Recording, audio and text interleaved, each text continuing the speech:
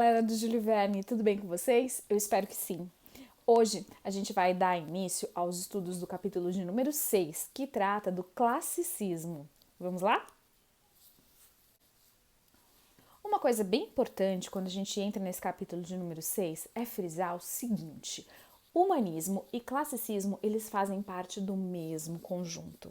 Eles fazem parte da era renascentista, onde o homem é o centro de tudo. O que está rolando nesse momento? Né? A gente está tendo a formação de uma nova sociedade. Né? Uma nova sociedade está se estabelecendo e com ela surgem outros valores, novas perspectivas. Então o homem se posiciona, ele deixa de ter Deus acima de tudo e ele se coloca como protagonista da própria vida. Tudo bem? Então, qual é a diferença entre o humanismo e o classicismo, já que eles estão dentro do mesmo movimento? A diferença é que no classicismo vai haver uma grande influência da obra greco-latina. E vocês vão conseguir perceber isso em vários textos, vão conseguir perceber isso na pintura e na arte em geral. Esse período do classicismo, ele é riquíssimo e se reflete não apenas na literatura, como em outras vertentes.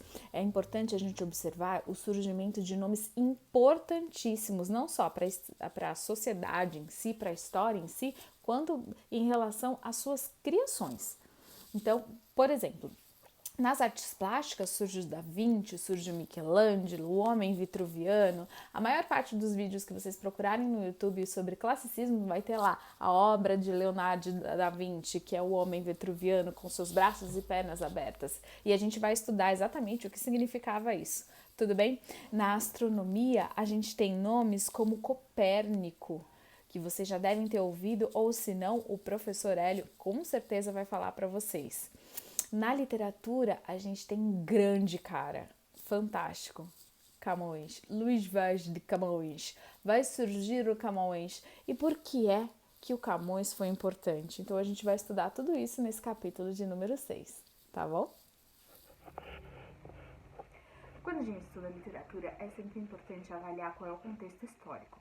E nesse momento, eu preciso lembrá-los de algumas coisas que estavam acontecendo ali e que são muito importantes para que a gente entenda o movimento como um todo. A primeira delas é o surgimento da imprensa.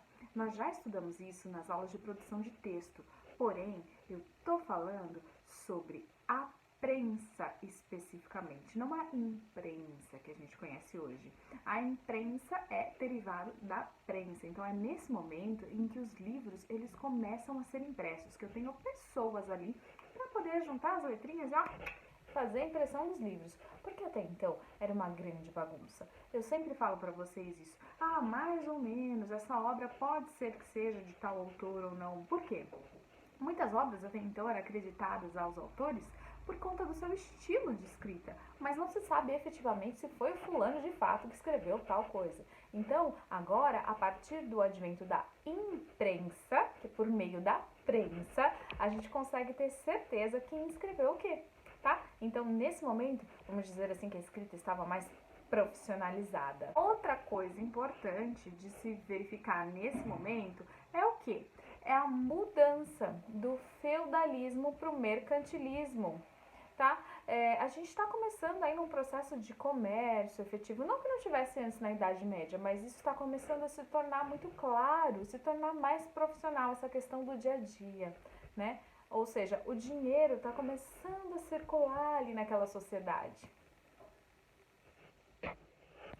Outro ponto bem importante é a questão do apego greco-latino. Tá? Isso vai aparecer em várias escolas literárias, mas aqui no classicismo ele é muito forte, tá? O que acontece?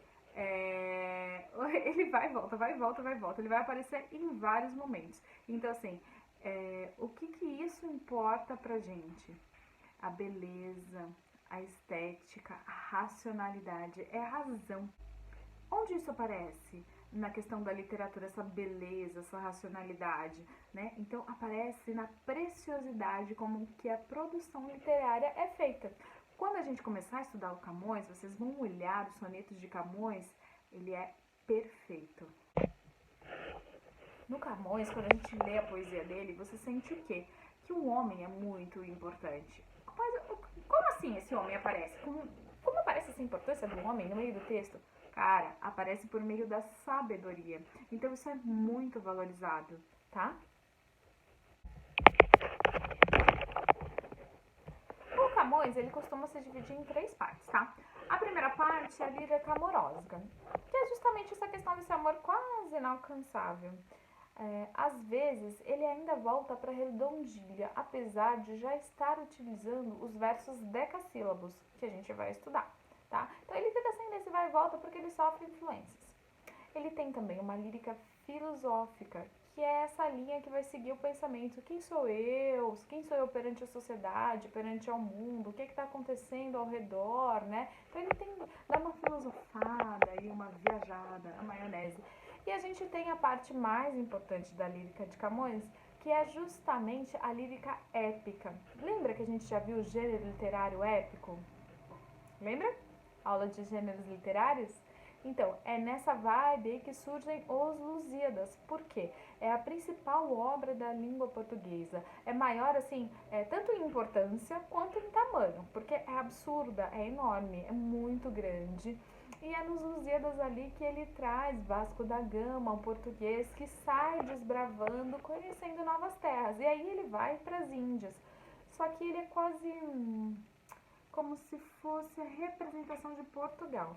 Porque Portugal, nesse momento, ainda também está em formação e eles precisam do quê? Precisam de alguém que saia cantando os feitos dele, né? Eu estou mandando os viajantes para todos os lugares. Eu, enquanto rei, estou enviando desbravadores para esse mundo. Cara, qual é a graça de conquistar alguma coisa se eu não tenho para quem contar? E como é que eu vou contar? Vou contar por meio da escrita, tá certo? Então, assim, Camões, ele vem com essa escrita a respeito das conquistas de Vasco da Gama e é nessa vibe que a gente tem aí os versos decassílabos no Lusíadas que a gente vai dar uma olhada bem aprofundada durante as nossas aulas, tá?